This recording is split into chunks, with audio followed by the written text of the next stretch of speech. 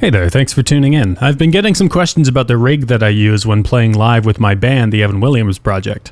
It's a relatively low budget build that gives us everything we need for live shows, including in-ear monitors. I recently ordered a new case to transport it in, so I thought that I'd take a moment and break everything down while I switch everything over from the old case. If you're only interested in the rig components, here they are. A laptop for tracks and MIDI switching, a Behringer UMC 1820, my Axe-FX 2 XL Plus, and a power conditioner. I'll go into more detail as to how everything works together in a bit. I purchased this Gator Studio To Go 4-unit rack from Thomann and had it shipped to Canada. With import fees and taxes, it cost a little under $400, which was still $100 less than I would have paid ordering it from the US. It also appears to be discontinued at most Canadian retailers, so Thomann turned out to be a very good option. The reason I bought it is because the rack I've been using up until now had a number of issues. Because of the solid metal drawer I installed to hold my laptop, the case was very heavy, and due to its size it was not easy to move in tight spaces or upstairs. The drawer also proved to be troublesome with cable management, as no matter how much duct tape I put down, the power cable and 2 USB cables plugged into the back of the laptop would eventually get caught on something or prevent the drawer from closing. There was also no padding or anything to stop the laptop from shifting around, which probably wasn't good for it. Let's take a look at everything in here. The new case has a dedicated laptop compartment with plenty of foam, straps, and a hole for cable management. Once everything's in there, the laptop isn't able to move even an inch, which is great. It also takes the weight and disorder of the metal drawer out of the equation. What I'm really thankful for, though, are the wheels and luggage handle. This is a game changer, as I can conserve my lifting energy for bringing things upstairs and just coast the rest of the way, which is a must-have for when parking close to the venue is an impossibility, as it often is. At the bottom is my Axe-FX 2 XL Plus, which I installed before installing the Behringer so I could make sure everything would fit properly. I'm a big fan of the Axe-FX, and the 2 does a good enough job of what I throw at it that I don't feel the need to upgrade to a 3 just yet. The amp sims are great, and I've loaded a few custom cabinet impulse responses in there with no issue whatsoever. The only problem I have with it is the lack of a foot switch, for which I have a workaround that I'll talk about in just a minute. At the top of the rack is my power conditioner. I positioned it here so that any heat it inevitably generates will avoid the rest of the components, and for ease of access. I don't know much about power conditioners other than that I plug everything into it and hope it does its job. Mostly it's just nice to only have to plug in one power cord when I'm setting up. The final piece of the puzzle is the Behringer UMC 1820. It's one of the cheapest 18 in 20 out interfaces I could find, and I ordered this one from Thomann as well, as it was once again discontinued in Canada and cheaper to import from the EU than from the US. However, it did come with a European plug, which wasn't a problem for me as I had a North American one sitting around in my bin full of old cables, but that's worth keeping in mind. It has 2 headphone outs, 8 analog inputs, as well as some digital inputs on the back, and a total of 10 analog outs on the back as well. I've put a headphone adapter into ports 1 and 2 just in case I need to have more in-ears, and the rest I've filled with a TRS to XLR snake, labeled accordingly.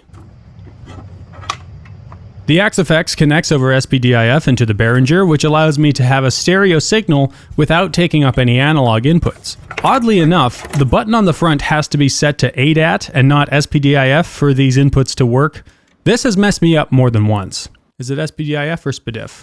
Whatever, I'll just say SPDIF. One thing I've discovered after using this rig setup for a month or two is that I'm probably going to move the Behringer into the bottom slot and keep the Axe-FX in the middle, because with the setup as it is in this video, it is a real pain to try and plug anything into the rear analog inputs on the Behringer unless you have small hands, which I do not. Anyway, both the Axe-FX and Behringer are connected to the laptop via USB, with the Axe-FX receiving the clock signal from the Behringer. I'll be honest, I'm not 100% sure what that means, but if it isn't set that way, then nothing works, so there you go. This setup allows me to use Axe Edit on my laptop to create patches and allows for further automation using my DAW. I'm using Reaper, which is free to use for 60 days and then only $60 afterwards for a permanent license. I literally can't recommend it enough. The audio device is set to the Behringer at 44.1 kHz at 256 samples. This gives me a barely noticeable amount of latency, and it's not enough to screw me up.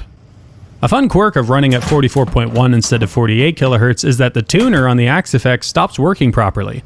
But I keep it at 44.1 because this laptop doesn't have a lot of computing power and I really need to squeeze as much out of it as I can. I got this laptop from a friend of a friend who liquidates business assets, so this computer used to be running spreadsheets instead of live audio. It's not a MacBook Pro, but it plays tracks and that's all I really need.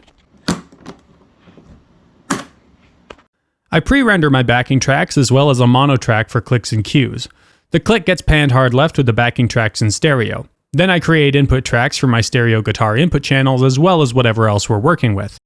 On the guitar channel, I add an instance of recontrol MIDI, and with the envelope function, I am able to modulate these parameters to send channel and bank change messages to the Axe-Fx over USB. This allows me the freedom of not having to worry about changing to the right patch mid-song.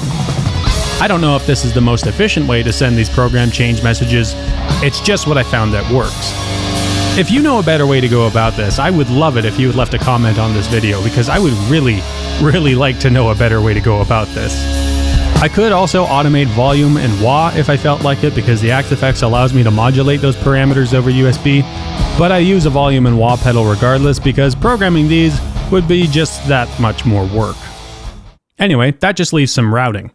Everything goes to the master bus, which comes out of outputs 1 and 2, which are duplicated to the headphone outs. This means we can plug our in-ears into these outputs and receive everything that's being run through this system: click, cues, backing tracks, guitars, keys, and vocals. Then I route the stereo backing tracks to outputs 3 and 4, my guitars to 5 and 6, and the keys to 7 and 8. This way, when we get to a gig, I can hand the engineer my snake and tell him which ones are which, and he can enjoy the benefit of having line-level XLR signals instead of having to dig around for adapters. In the house, you'll hear the tracks, guitars, and keys, but no click and cues. Those stay in our ears.